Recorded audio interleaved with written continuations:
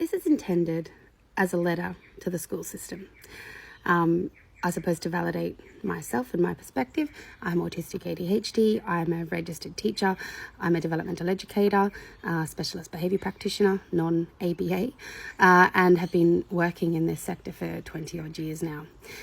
I work extensively with children in the school system and see massive issues. A recent report said 97% of autistic children were having a very negative school experience, with almost 60% of autistic children in schools in Australia stating that they were treated unfairly by the school system.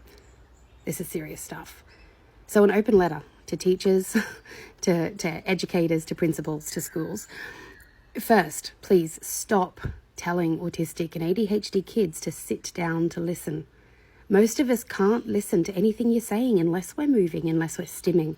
If I sit and listen to you, I'm not listening. I'm looking at you and I know how to play a role. We're very good at role playing. I can play the role of listening, but really I'm thinking about my shopping list, what I'm going to do this afternoon, this movie I want to see. I'm thinking about everything other than what you're talking about. If you want me to listen, I need to keep my body busy enough that I can focus my brain long enough on what you're saying. I don't want to look at you when you're talking to me. Sometimes the things you say are hard to hear.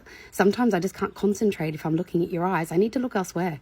Don't make me look at you and make eye contact when you're talking to me. If I'm not engaged in the content, if I just can't focus on what you're talking about, it's probably because it doesn't interest me. Autistic kids can't focus on anything that doesn't interest them. It's really, really difficult. It's because we're monotropic. That's the whole theory of mind that relates to autism. Monotropism. You can Google it. There's a lot of articles around already. Most of us have some kind of learning difference.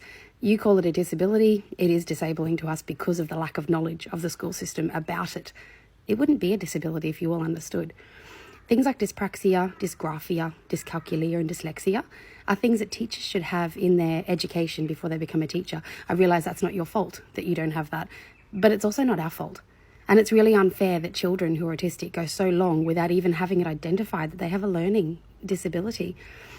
I will say also, if we have something like dysgraphia, dyscalculia, dyspraxia, then we can't fix that by practicing. Giving us more homework and pushing us to do things more and more that we can't do breaks us.